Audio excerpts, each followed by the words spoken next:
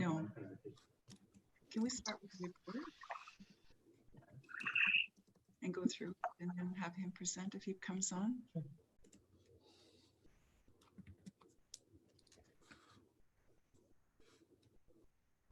I turn my volume down. No. Okay. Madam Mayor, we're streaming live momentarily. Should be started now. Okay, thank you. Momentarily live. Is it 1 o'clock? Okay. 101. Okay, it's probably 1 moment has passed. It's 1 o'clock and I'm going to call the emergency council meeting for July 22nd, 1 o'clock to order. And I'll have to ask for disclosures of pecuniary interest. Is there anyone on council that needs to disclose conflict? Seeing none.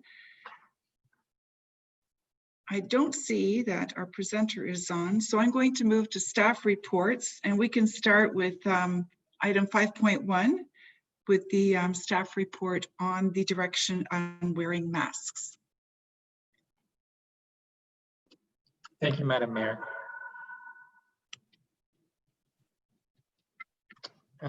Good afternoon, members of council. Thank you for attending today's special council meeting. It was a bit last minute, but it's in response to the information and an order that was received from the medical officer of health this past Friday afternoon. And before you is a staff report that speaks a little bit about consideration to enact a bylaw for the municipality of Middlesex Centre to make it mandatory to wear face masks in all public indoor spaces. And before I go over the report in depth, I think it's important to note, as we were waiting to see if Dr. Mackey would join us today, just to explain the differentiation between what is and what's being considered before council today. And I think that's important to provide that understanding for members of the council and members of the public that are joining us today.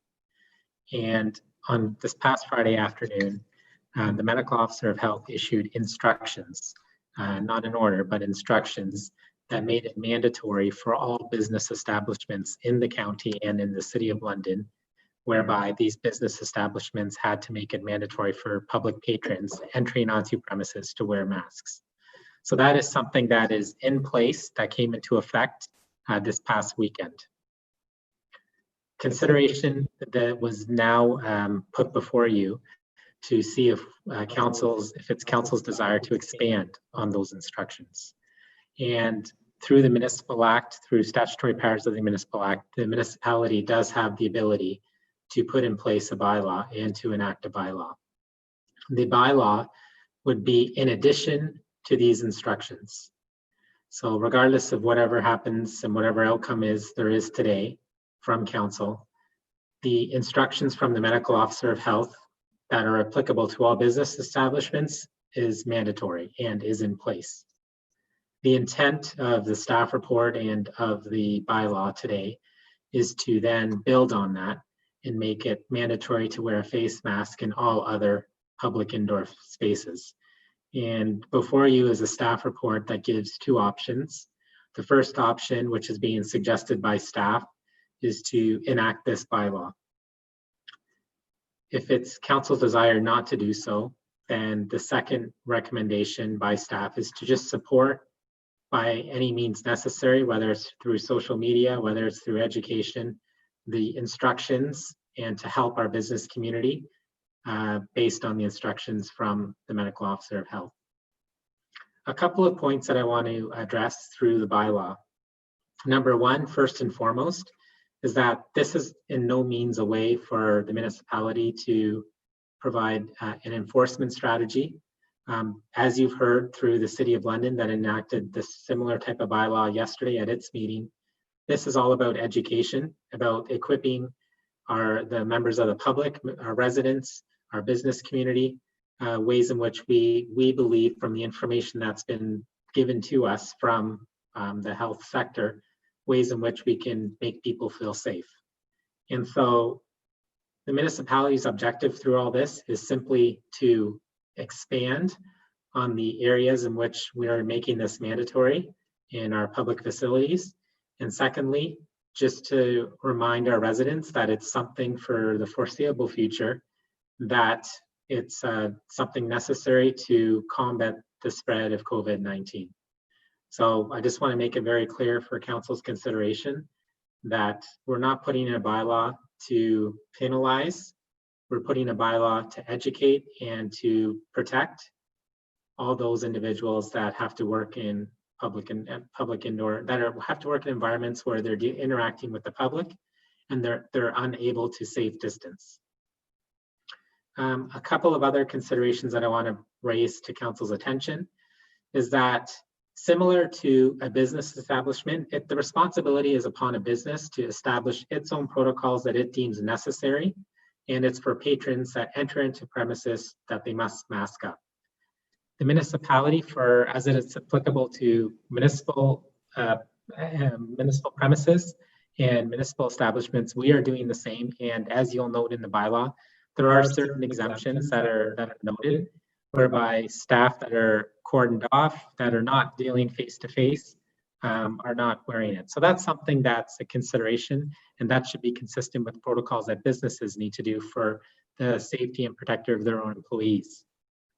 And just finally, I just wanted to also raise that there is no definitive end period to this. There's notation in the bylaw that speaks to this wearing a mandatory face mask taking place for the duration based upon information that's received from our medical officer of health. And the best answer I can give to council at this point in time is that it will be in place for the foreseeable future. And as council's aware from our previous council meeting from last week, there's daily updates. The emergency control group meets weekly, and we'll continue to monitor the situation and make sure that if we were to enact the bylaw, we enacted it for an appropriate amount of time that it's safe to do so. And we'll be working with our community stakeholders, other lower tier municipalities that have enacted, and make sure that we're consistent in that regard. So I'm happy to take any questions and go over any details that are noted in the bylaw, but I'm hopeful that I was able to distinguish between what the health unit has already implemented versus what our objective is in the report that's before you.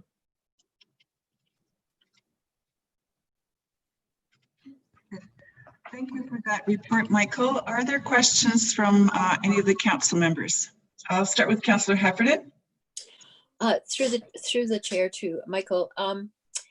My question was, and maybe it's more for Dr. Mackey, but why did he order for businesses only, leaving us to put in the bylaw for all public places? Because this sort of puts us in a position where we feel obligated to, and I'm not disputing that if we're going to have it, we need to have it in all places.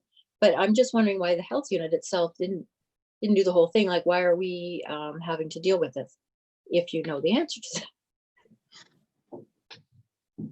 that. Through the chair to Councillor Heffernan, unfortunately, that was my question on Friday afternoon when I received the instructions as well. It would have been much more easier on all of us if it would have been an order, not an instruction that was applicable to all indoor public areas. But this is the decision that was made. There's correspondence on the agenda that provides a little bit of justification. And so it puts the municipality in a position to either impose, implement a bylaw or not.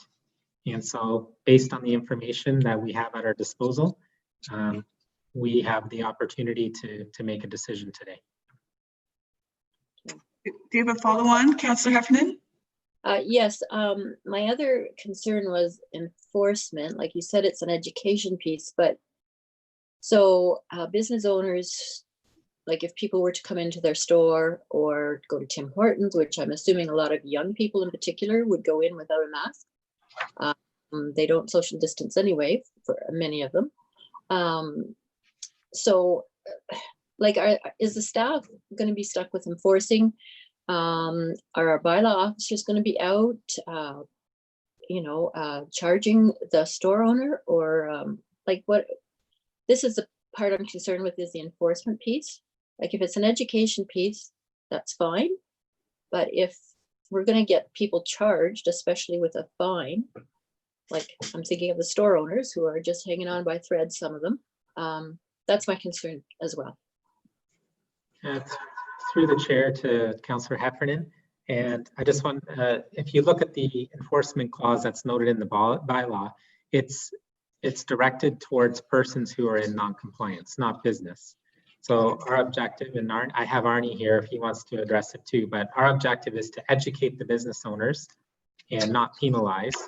And if there are residents or patrons that are entering into our say when the time comes, we open up our wellness center and people are adamantly opposed, or things get to the point where there's adamant non-compliance, the police will be called and the police can make a determination whether or not a fine is warranted. But our objective is to make sure that we work with our business community, support our business community, provide the necessary notices that we're already working on in anticipation of this bylaw being implemented, and just support them the best way we can. Thank you. Are there additional questions, staff? Councillor Shipley, and then, Through the mayor to Michael. Michael, if we were to go with your options here, option number 2, that's just basically giving information to people and promoting wearing masks, I'm assuming. If option 2 didn't work, and say we set a time date on that, find out we're having a lot of complaints, could we go back to option 1 and put the bylaw in effect then at that point? Through the chair, if council didn't want to support a bylaw and make it mandatory in all public areas and just deal with the business area, that's council's wish to do so. We can certainly defer the bylaw. But as you read the staff recommendation, it is staff suggestion and my suggestion, to be frank, that we follow through and we enact the bylaw. It's already in the business community, so for the sake of health and wellness and the protection of persons, why not expand on it? okay, Councillor Silva. Thank you, Madam Mayor. Through you, to expand on, or I guess maybe as a counter to what Councillor Shipley just said, or in considering option 2, I know that the situation is changing, so this is not meant as a slight in any way to our staff, but knowing some individuals who were at the Komoka Wellness Center on the weekend, dropping children off for ice time and then taking off as they're required to do, this would definitely help in those situations, because despite best efforts and the current layout for where people are supposed to go and where they're supposed to sit and all that, as of Sunday at the Wellness Center, it still definitely leaves people feeling like, well, then what's the point? Because you have 40 people in a relatively large area, but regardless, where physical distancing does become more difficult because you have so many people trying to either get their kids' skates on in this particular scenario, or people are exiting the ice and trying to get undressed and leave as quickly as possible, because you only have on the weekend, you only had a few minutes to get that done and a little bit more time to get your child on the ice. To bring this into all enclosed public indoor spaces, not just businesses, I think would be the right way to go, because of something I already identified publicly: consistency. You know that if you're going to go to a building where there are going to be other people, your best bet is just to bring the mask with you at the very least, or go ahead and put it on before you've even entered the building, because you know that that's the rule in Strathroy, here, London, etc. And it doesn't matter if you're going to Foodland or to the Wellness Center or to BJ's Market, you know that you just need to get it done. So, and to put it on. And as much as I don't enjoy wearing a mask more than anybody else, I feel much better now than I did in March or April going out, knowing that the vast majority of people are wearing a mask. I've seen only a few isolated incidents where somebody wasn't. Maybe they have that one of those exemptions, they fall under that. I'm going to assume the best and assume they do follow under an exemption of some kind, and know that we're all trying to do our part to keep the momentum going that we've achieved at flattening, completely reducing the curve in terms of daily new cases. I want to keep that going despite the fact that we've reopened. And I think making it consistent across publicly owned and privately owned enclosed public indoor spaces, I think would be the best approach. Are there any other questions for staff on this?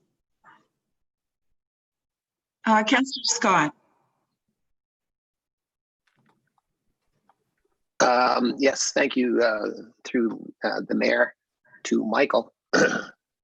So Michael, I know I've probably like a lot have been trying to understand all this stuff, and I think I've got a grip on it now. And this may be another comment like what Debbie mentioned through Dr. Chris Mackey, is why it was just done for businesses. And maybe he can answer that question when he's on too, because I agree it probably should have been across the board. My problem with it right now is, and representing some businesses, that I'm not in favor of forcing people to do that. And we're not talking about the enforcement here. I mean, the fact that wearing masks, we're not making that decision. I clearly understand that, but I didn't agree with that instruction from Dr. Chris Mackey. So now I'm trying to get my head around how I can agree to say, well, let's make it everywhere. I didn't agree with it the first time, and I can't change that, and I can live with that. But now I'm not sure how I would look at it going, okay, well, now I want to be consistent. And so I don't know if it's a question, but maybe you can help clarify how I could look at that now. You know what I'm saying? So I was opposed to the instruction already. I'm going to follow the rules, obviously, but now I don't know if I want to extend those rules to the all public places just to be consistent. And so, you know, choice number 2 is looking more like what I could agree on for that reason. Do you want to respond to that? I'll do my best, yeah, through the chair. Sorry. Okay. I'll do my best to respond, but I think as Councillor Silva was saying, it's not just about being consistent, although that does help, and you may have heard the warden on the media yesterday, just making it across all of our communities, whether you go from Strathroy to here to London. So there is the consistent consideration, but I think on top of that though, and as Councillor Silva noted, we don't know if a second wave is coming. And unfortunately, I was hoping that Dr. Mackey was going to join us to talk about the second wave and to mitigate and to flatten that curve. All we know is that by instituting the wearing of a mask in our indoor public spaces is one way to combat that and make sure that we don't get a second wave. And granted, we're hearing this news mid-July, and it would have been helpful to hear this news back in the spring. We only know what we know, and we only know what's been issued to us. And unfortunately, it's not an order that's carte blanche across the county for all places. It's strictly to businesses. So the information and the ability that we have today is to expand on it, and that is the recommendation, is to make it applicable to all indoor spaces, to make it easier, not to enforce, but to educate. So that, just think about, I guess, Councillor Scott, if we're going to help with an education campaign and we don't pass the bylaw, imagine what that type of marketing and media is going to look like, where you have to wear it for a business, but not for coming to the municipal office to receive service. So consistency is one thing, but it's also to help to make this seamless as possible for our members of our community and our residents. If I might add, also our staff, I mean, to the extent that our staff are working with the public and having to interact, I mean, they're frontline workers too. They provide all of the required services and do come upon people. I think we really need to think about the people that are working in our midst every day. So anyways, I jumped on in there. Is there anyone else who would like to speak? Okay, Deputy Mayor, I see your hand. I have to go mute. Thank you. Either to Michael or Arnie, I just want clarification. The instruction order that Dr. Mackey put in place would remain in place until such time as the province removes its emergency order.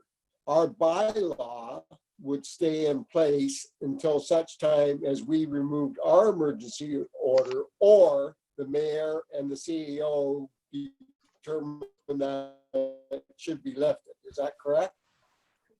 Yep, through the chair, that's correct.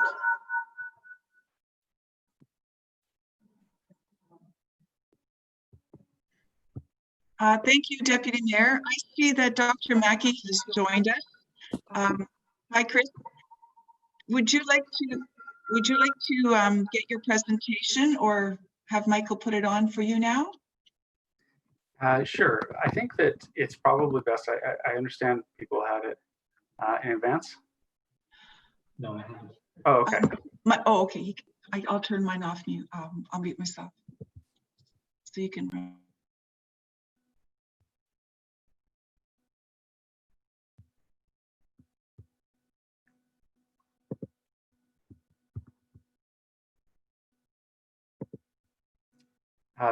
And I'm afraid I'm not hearing the speaker.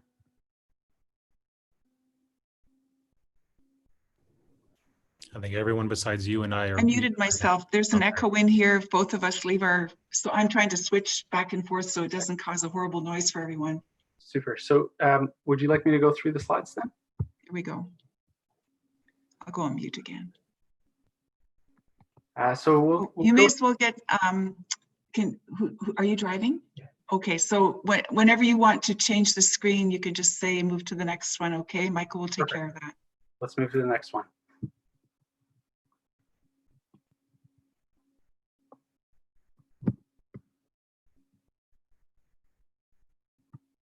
And you can go to the next slide.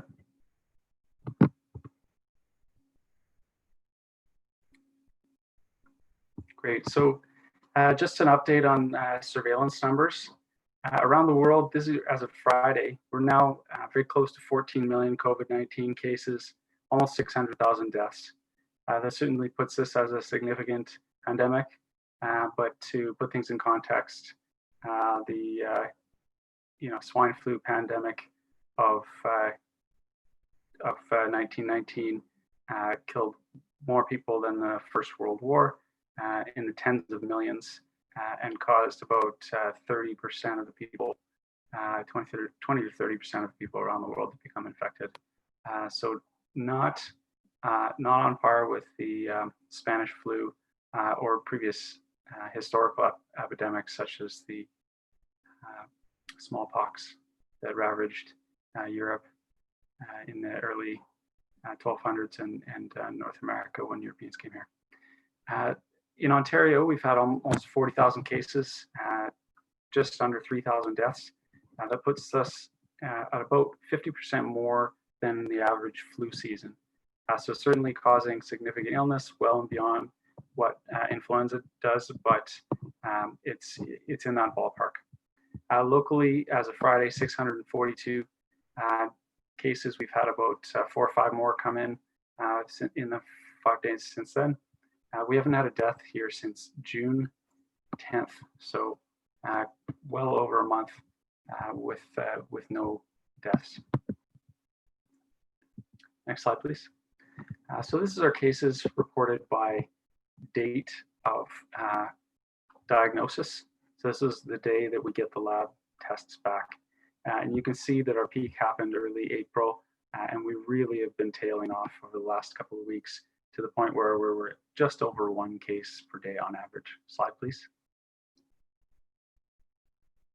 So this is Ontario versus Middlesex, London, in the same sort of data. So we're plotting weekly data instead of daily, so the curve is a little smoother. And the green is Middlesex, London. The yellow is Ontario. You can see that Ontario, Middlesex, London was tracking Ontario very closely until early April. And then in April, we diverged such that our rate was about half of the provincial rate. And nowadays, we're more like a third of the provincial rate here in Middlesex and London. Slide, please. I won't go through in detail the federal, provincial, and local public health measures. They're there for your perusal if interested. All this to say that there have been literally dozens of different very intense public health measures across the federal, provincial, and local jurisdictions, including travel restrictions, use of the Quarantine Act, etc. Next slide, please. Provincially, the work has really been the public health and healthcare work, making sure that hospitals were ready, and then a whole bunch of changes to how society operates in terms of closure first of school and then of virtually all those businesses. As you know, we're now in stage 3 of reopening. Slide, please. Lots of local public health measures as well. I'll take you right to July. You can see that on last Friday, I issued an instruction to all London and Middlesex businesses to ensure that masking and other public health measures were in place. The discussion of masking, part of why I'm painting the picture of the range of public health measures, masking is one small part of the picture, and it's not even the most effective when you're face to face with someone else. Keeping 2 meters apart is more effective and more grounded in evidence, more research proving that it works, and the evidence showing that it works even better than wearing even a medical grade mask. So that's why the instruction that I issued had masking in it, as well as allowing patrons and customers to stay, and workers to stay 2 meters apart whenever possible, and also making sure the hand sanitizer is available at entrances, exits, and all cash registers. Next slide, please.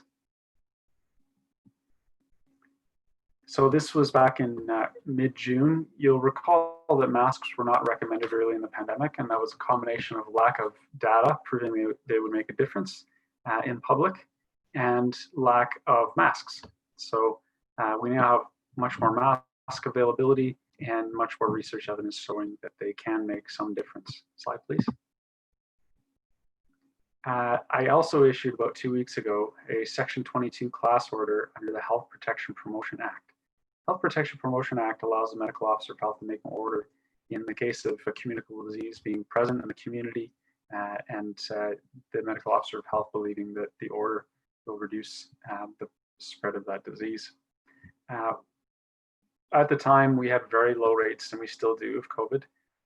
But we were seeing that even here and in other similar communities, there were still outbreaks that were possible in places, in businesses that had a lot of close contact. So that would include personal service settings like nail salons, hair salons, as well as transit and transportation, such as Uber or taxis. The issue is that where the business model forces you to be closer, less than 2 meters apart for more than 15 minutes, that amount of exposure seems to be the amount required to develop an infection. Passing somebody in a grocery store is not zero risk, but it's much lower risk because the amount of exposure of the virus is usually not nearly enough to cause an infection. The risk in that sort of situation is less than 1% if you pass somebody in the grocery store that has active illness. So the HPPA order, because it does require that there is a significant risk to the community, we focused it on the places where we believed outbreaks could happen in those businesses that require close contact. Slide, please. The Section 22, again, includes hair salons, barbershops, manicure, pedicures, esthetician services, piercings, tanning salons, spas, tattoo studios. And this is a durable order. It will persist regardless of provincial emergency declarations. Slide, please.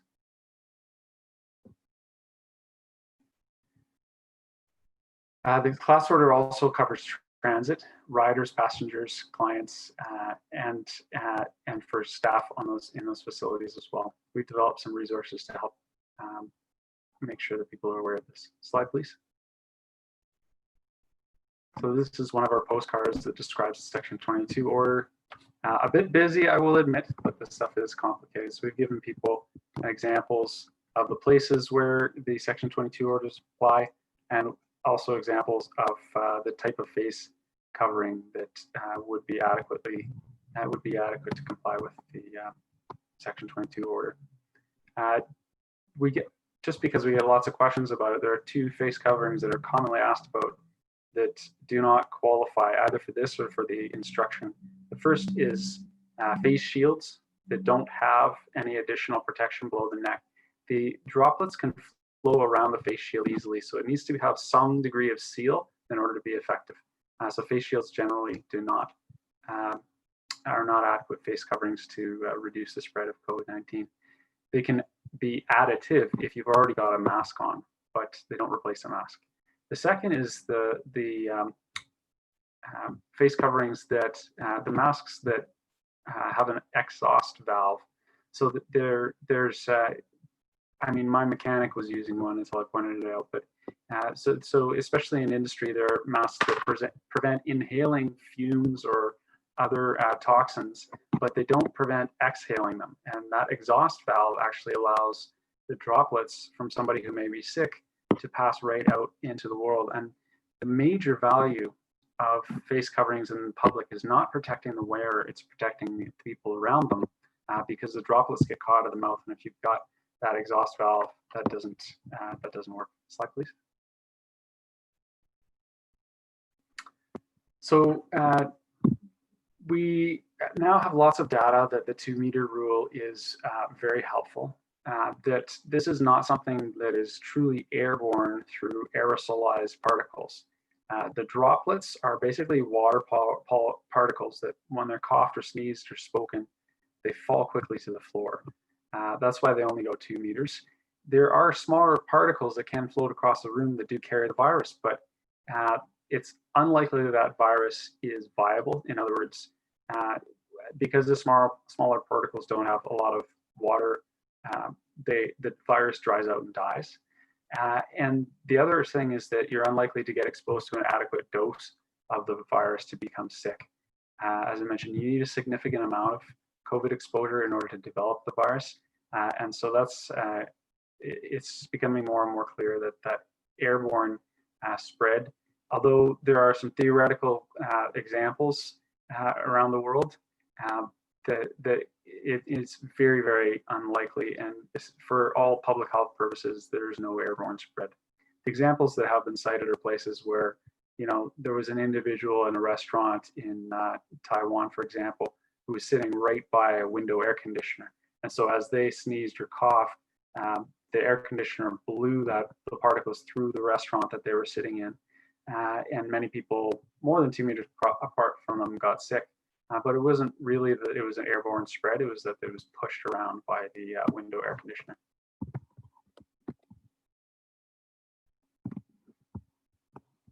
Again, I can't emphasize it enough. Routine precautions work. Maintaining 2-meter distance is the most important thing to do when out in public.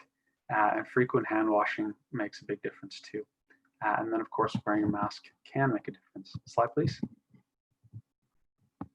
So the things that we look at for making decisions around orders or other mandatory aspects of masking are, first of all, assessment of local data, what is going on in our community. Second of all, research on the effectiveness of masks and other interventions. And there is growing evidence around the effectiveness of masks in the community. Slide, please. This is an example of a recent study that came out last Wednesday. A really important study because we had lots of lab data, so like a coughing machine in a room wearing a mask, how far did the droplets spread? And then we have ecological data, which is where we compare communities that have had mandatory masking in place and those that haven't. Both of those are limited. Just because the virus can get across the room doesn't mean it's still viable and doesn't mean there's enough to cause an infection. And you know, when you're comparing communities that have masked and not masked, there are lots of potential confounders. You know, masking may be happening in societies that are generally more respective of others or more likely to be cautious. So it's not clear that masking is causal, even though the ecological evidence is growing. What you have here is one large hospital system, 12 hospitals. The Massachusetts General Brigham Hospital, used to be Mass General, but there have been a number of amalgamations there. This is a very large hospital system in Boston, where they had rapidly increasing rates of coronavirus. You can see the chart. This is in patients, this is in staff who were getting tested at Mass General on a regular basis when they had symptoms. And the testing number of tests per day is the size of the dot, and then the height of the dot is how many were positive as a percentage of the total tests for that day. You could see during the pink period, the rate of positivity was skyrocketing, and you really saw the number of people in that hospital system getting infected really increasing. And then universal masking of healthcare workers. So the purple period is when all healthcare workers were required in all settings in the hospital system to wear a mask, even if the patient before them wasn't even sick. And that helped to make a difference. And then they implemented on April 6th universal masking for patients as well, so that staff and patients were both masked to double protection. And that's when you really started to see the percentage of people being infected drop off in that community. This is great evidence. It's not community per se. It is still in the healthcare system, but it's great evidence because it is relevant to coronavirus itself. It's relevant to the two masking approach, where both people who are sick and those that aren't are wearing masks in order to try and reduce the infection rate. And you can see during the green period, the rate of infection in healthcare workers dropped off. And this is at a time when Boston and Massachusetts were still experiencing a large and growing epidemic. So great study to add to the literature. Slide, please. So some of the advantages to making masking mandatory. First of all, there's evidence that substantially making masking mandatory makes it substantially increases mask use. That's even when minimal enforcement is done. Just setting that expectation that people wear masks leads to many, many more people wearing masks. Potential reduction to the spread of COVID, of course, that's the most important reason. We also find that for many people, being in, especially elderly folks, it reduces anxiety, increases mental well-being to know that other people are masking and taking their health seriously. And then potentially wearing masks contributes to improving economic well-being as well. Slide, please. Some of the risks to mandating masks. Really important that we do not discourage citizens enforcing with other citizens. Masking has become a major source of conflict in certain examples. So that's a risk that we have to be aware of. There's a risk of inequity and stigma against those who can't afford to mask. So looking at options for low cost or free masking. There's a risk that this diverts attention from other things like physical distancing and hand washing, which are more solidly grounded in evidence and absolutely necessary. Masking does not replace keeping 2 meters away and frequent hand washing. And of course, masks should not be worn by people under age 2. There is a risk of strangulation or suffocation. Slide, please. So there are 3 options. Bylaw option, you would know better than I do. The Section 22 option, again, it's issued under the Health Protection Promotion Act, and there are specific criteria that have to be met. I don't believe our community has a high enough rate of spread of COVID to justify a Section 22 order for all settings. Certainly for high-risk settings, where there's a big chance of an outbreak if somebody's positive, then mandatory masking, as I've ordered for transit and personal care settings, makes sense. But I don't believe I have authority under HPPA to issue that Section 22 order more broadly. And then the instruction under the Emergency Management and Civil Protection Act, which is what I've done. This is issued by any public health official, and it's under the same legislation that allow the province to declare a state of emergency. The regulation for a stage 3 reopening has indicated that businesses have to follow public health instructions, which gives us the authority under that act. One of the advantages of using that approach is that it's enforceable by public health staff, municipal law enforcement, and police. So that was one of the new regulations under that act. Those instructions are broadly enforceable. And then the other advantage is that it applies to any businesses or individuals or a subset of businesses or individuals within the health unit jurisdiction. And the instruction that I've ordered is really focused on businesses that have publicly available indoor spaces. The risk really is that when you go into one of those public spaces, whether or not you are able to, your intention to keep 2 meters apart may not stop someone else from bursting your personal bubble. And so the instruction around masking really helps to keep people safe, regardless of how cautious we're able to be or how mindful we're able to be of those public health measures. The limitations to the instruction approach, first of all, there are some cumbersome enforcement provisions that are often unfamiliar to enforcement officers. There's also a risk of it being automatically revoked. If the province changes emergency regulations or the state of emergency lapses, it's not clear that that instruction would continue to hold weight. So that's some of the main reasons why asking for your consideration of a bylaw. Next slide, please. And that is my recommendation, a municipal bylaw requiring people wearing masks and requiring businesses to take action to ensure masks are worn in all public spaces. Also recommend a communication campaign to promote the bylaw and highlight the importance for physical distancing in spite of the mask law. Physical distancing plus mask is even more protective. That said, you'll know from the letter that I sent on Friday that Middlesex rates have been much lower than London rates, about a little less than half as much if you look at the whole pandemic. Lately, that's been, I mean, because the smaller numbers, it goes up and down. We're dealing with a small outbreak on a farm right now. That's why I was late. My sincere apologies for that. But essentially, you know, the recommendation that I am making to you is slightly softer than what I've offered to the city, just because the rates are even lower here than the low rates in London. Certainly, I think that bylaw is the best way to go. If council decides not to go the bylaw route, I would request that you kindly endorse the instruction that I have issued on Friday, and also that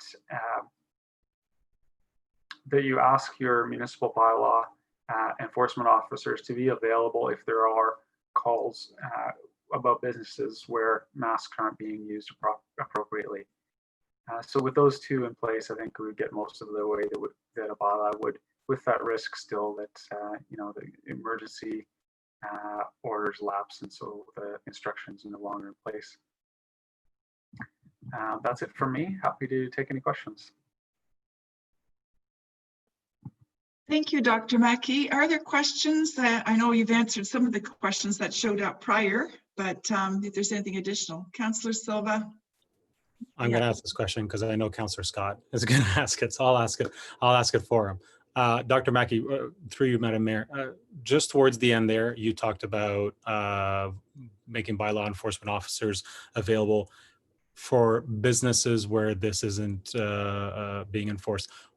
What I think you're trying to say, and correct me if I'm wrong, is where the business is not at least making it known that masks are required, are not engaging in any sort of education, you know, basically not making an effort to make sure people are complying. Is that what you're getting at, or maybe places who are actively, you know, going against your instruction and potentially a bylaw, or are you talking about a business who's not actively enforcing mask wearing? Because of course, you know, there are exemptions, and so far businesses aren't required to ask for proof or anything like that, which I think is fine. So I just want to make sure you're looking for, or you're referring to businesses where they're not even making an effort to ensure people are, you know, they're not putting up signage, they're not reminding people that they're supposed to be wearing masks, that sort of thing. Exactly. There are three things that I really expect businesses to do here. First of all, signage. Second of all, reminders. Are you aware that there's a mask bylaw? Yes. Okay. You know, don't push it beyond that. We do not want citizen enforcement. And the third is that their staff mask or have, you know, plexiglass barriers as appropriate, because you know, the exemptions for the public is one thing, exemptions for staff is another, and it potentially creates an intolerable risk. So so those are the three things that I would expect businesses to do, and if they're not doing those, gentle reminders. The enforcement approach really is education oriented. We've seen excellent uptake already. here in London, and from what I've heard in county as well. And we don't anticipate, having to come down with a heavy hand at all. Thank you. Are there questions? Okay. Oh, Councillor Scott. Yes, thank you, Madam Mayor, and to Dr. Mackey. I do have a question. I know we've asked this before you were on here. I have a two-part question, but the first part is, why was it just for businesses and not public places? And that's what we're looking at our bylaw. So why would it be just specific to businesses?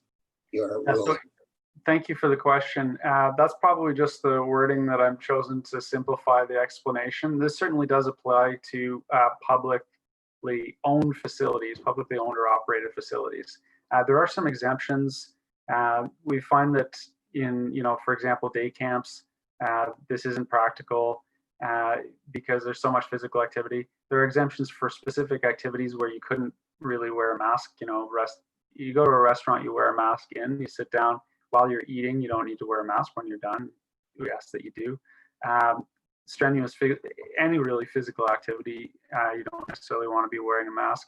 But yes, it does apply to, municipal facilities, for example, where there is public access. So, as an example, City Hall here, there are certain floors that are publicly accessible. I think it's first, second, third floor, and then 4 up to the top is you require a staff badge to access. So it wouldn't be required in those settings, and that's really because the employer has a responsibility already under the Occupational Health and Safety Act to make sure that their workplace is safe and make sure that they're doing what they should to protect their staff.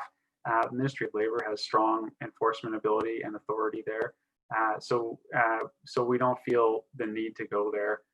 Employers can set up mask policies if that's what's needed. They can redesign their workplace so that people are 2 meters apart. They have a number of options, and they can also enforce with their staff. They don't need our help to do that. Okay, and just to follow up, if I could, so as far as staffing goes, is it my understanding if they are behind plexiglass or if they're in a separate location with a counter between them that they are not required to wear masks? Yeah, And go ahead. Sure. So yeah, a counter wouldn't really work because you are still in the same airspace, and this is partly really an enforcement issue. We don't want to be out there with tape measures. Is your counter 5 feet or 6.5 feet? But if they have a plexiglass barrier, that is adequate, and a mask isn't necessary in that circumstance. Okay, yes, because my comment was that I was thinking about is I think it's great if the public do follow the rules and wear the mask into a store, because they often are in there maybe 10, 15 minutes, where staff can be there for 10, 11 hours. You know what I mean? Wearing a mask consistently what they're not used to doing. And so that's why I want clarification on that. Thank you. Councillor Shipley. Through the mayor, Dr. Mackey. Mackey, any statistics in respect to asymptomatic people out there? Like a lot of them, not many, or do you have any knowledge on that at all? Information? Yeah, so we know that there are people that are asymptomatic that carry and spread the virus. It's generally a minority in terms of the number of infections caused. The primary cause of infections is people that are quite symptomatic and face-to-face contact with them. In terms of asymptomatics, there are some studies around the world where they've taken blood samples to test for antibodies, which would show that a person's been infected in the past. And there certainly are, lots of people there. As a percentage, it really depends on the community. One of the things that we have that's really reassuring right now is, and it's preliminary data, but we just received it today, so I'm excited to share it, is water testing. So one thing that's been found is that you can actually test sewer water for coronavirus, and in communities where there's significant spread of coronavirus, you will find a positive test in sewer water. University of Windsor has really pioneered this in our area, and they've been finding positives in the Windsor area for some time. We had London water tested recently, and the samples all came back negative, which is very reassuring that our, the lower level of disease we're identifying through the roughly 800 to 1,000 tests we do a day is we're not missing something. This is a community that really legitimately has very little COVID, and I would say, in the county likely even less so. So Thank you. all that to say that there are probably there are for sure cases that we're missing, but they're not a major factor, at least at this point. Is there anyone else? Councillor Scott. Yes, through the mayor to Dr. Mackey. Actually, just if you could just clarify me one item. What's the advantage of having a bylaw in place after the emergency order is, let's say they drop the emergency order? What's the advantage to having the bylaw to hold on to this longer? Sure. Thanks for the question. And then, Madam Chair, with apologies, I've got to step off for media briefing at 2, but happy to take a couple more questions before then. And again, apologies that I was late. So the question about what's the advantages of having this go beyond the length of the emergency orders, for example? Well, it's really about wave 2. We know with pretty high certainty that we're likely to experience another wave of coronavirus sometime in the next few months. And so, you've already seen that, and you're seeing that in Alberta, BC, Saskatchewan. You're seeing that in the US right now. A number of countries that have relaxed their public health measures. Israel, for example, did incredibly well in the first wave. There was a sense of complacency. They relaxed too quickly and saw a major second wave, bigger than the first. So very likely it's coming back. Coronaviruses in Canada are something we've tested for actually for several years now. The larger family of coronaviruses, and they're very seasonal, just like influenza, with the same peak, usually end of February, and then a couple months before, a couple months after. The peak is not as steep, it's a little bit flatter, but it's a seasonal thing that very likely this virus would follow the same pattern. So it's out of season now because we're in a pandemic, and so it spreads more easily. There's no naturally acquired immunity, but likely this does become seasonal in the future. And if you look back to the swine flu in 2009, we saw the same thing. We saw a spring peak of influenza, again, out of season. We also saw the next wave of the swine flu came in the fall, at the end of October, beginning of November, very early for influenza, which usually peaks again January, February. So it was slightly out of season on both ends, and I wouldn't be surprised at all if we saw something like that here with this coronavirus.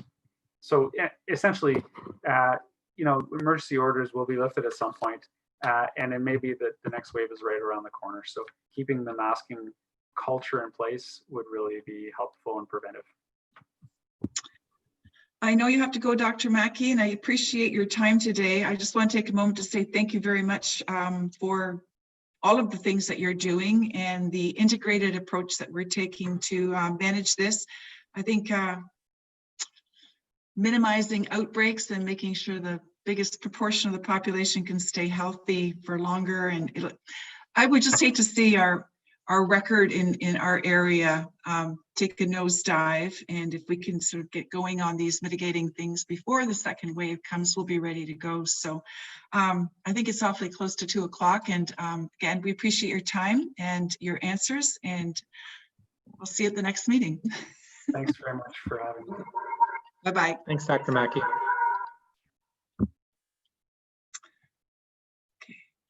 Okay, I should turn it over to Michael now to, I think we've done the questions and we've had our conversations. Sorry, oh no, I can't take it off yet. Yeah, so I'll turn it to you.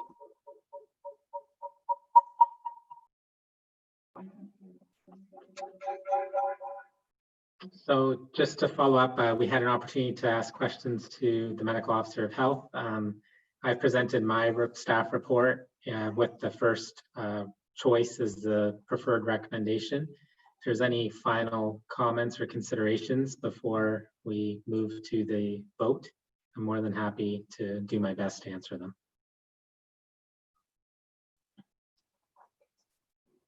Councillor Scott? Yes, through the mayor to Michael.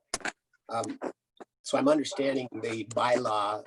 I think Dr. Mackey answered that question saying that the bylaw will allow us to carry on the masking for whenever we feel it's necessary. Or is there no end to this bylaw? Through the chair, there is an end to the bylaw. If you look at the towards the end of the last, I believe it's the second last clause or the last clause, that it's noted that it's at the direction and in consultation with the medical officer of health. So we will liaise with Dr. Mackey as we normally do. We follow briefings from the health unit, and as it's noted in the staff report, we would then lift this order or this bylaw, repeal the bylaw when it's appropriate to do so. But we would take our direction in consultation with the medical officer of health.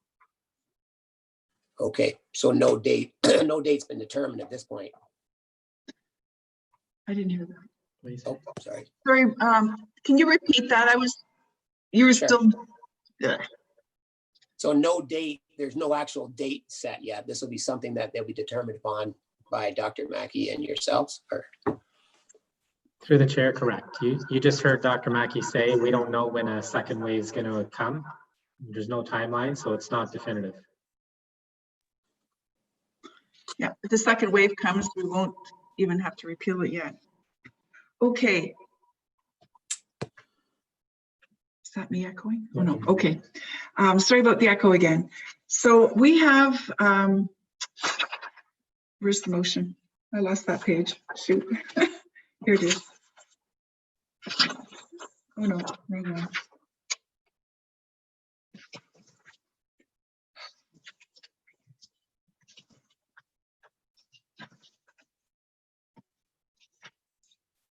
No, that's not the right one page. Sorry, I mixed them up when I was looking for that paragraph. There it is right there. Thank you. Okay, so there are two motions before us. The First is to receive yeah, the first is to receive the presentation that was just given, and then we'll move to the bylaw part. So if I could have a mover and a seconder, please, that the CAO staff report that was presented in two choices to council be received. A mover and a seconder. and the presentation from Dr. Mackey. Oh, sorry, yes, and the presentation as well. Councillor Heffernan and Councillor Silva. And then I'm going to ask for recorded votes, so I'll pass it to Michael to go through that. Thank you, Madam Mayor. So as we move to the staff report now, a recommendation, a mover seconder is needed. I've outlined the two options, and I need direction from council of how you'd like to proceed, and then I'll assist with moving us forward through a recorded vote, as the mayor's requested a recorded vote.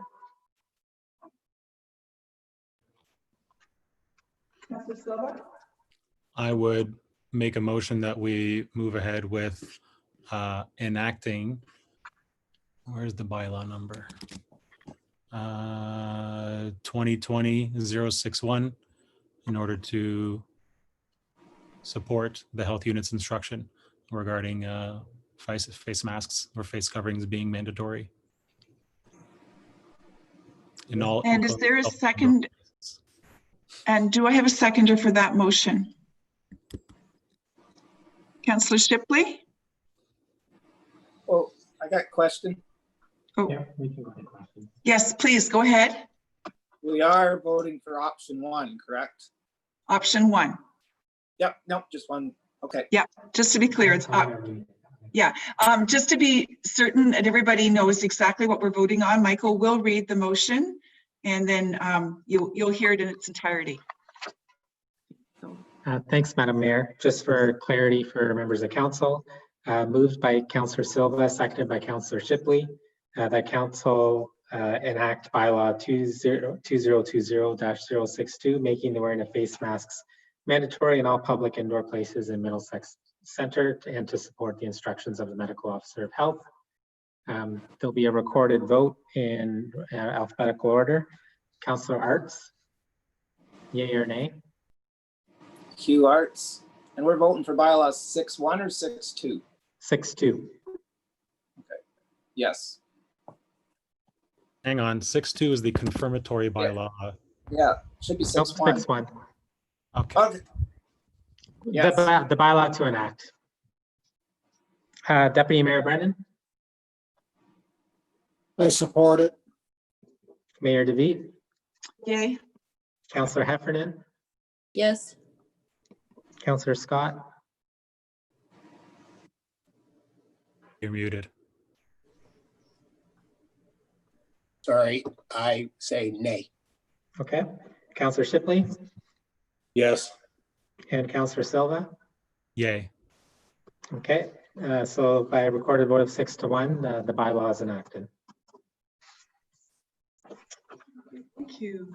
So all we have to do is, Receive the correspondence. oh, there it is. Okay. We need to receive the correspondence. Item 6.1 be received for information. A mover and a seconder, please. Councillor Silva and Deputy Mayor Brennan, and that is carried. And now we have the bylaws. Bylaw 6.1, which is, sorry, 7.1, which is the bylaw for Middlesex Centre wearing a face mask, number 2020-61, that it be passed and enacted. A mover and a seconder, please. Councillor Silva and Councillor Heffernan. Any opposed? Seeing none, and that is carried. Sorry. Yep. And I guess then we need adjournment. Oh, sorry, confirmatory bylaw, that we passed the bylaw 2020-62 to confirm the proceedings of the special emergency meeting held on this date, July 22nd, 2020. A mover and a seconder be Deputy Mayor Brennan and Councillor Shipley. Any opposed? That is carried. And I don't have a clock again on this computer. And a mover and a second to adjourn this meeting at 2:03. Councillor Silva and Councillor Scott, any opposed? Okay, thank you everyone for your time today, and we'll see you at the next regularly scheduled meeting.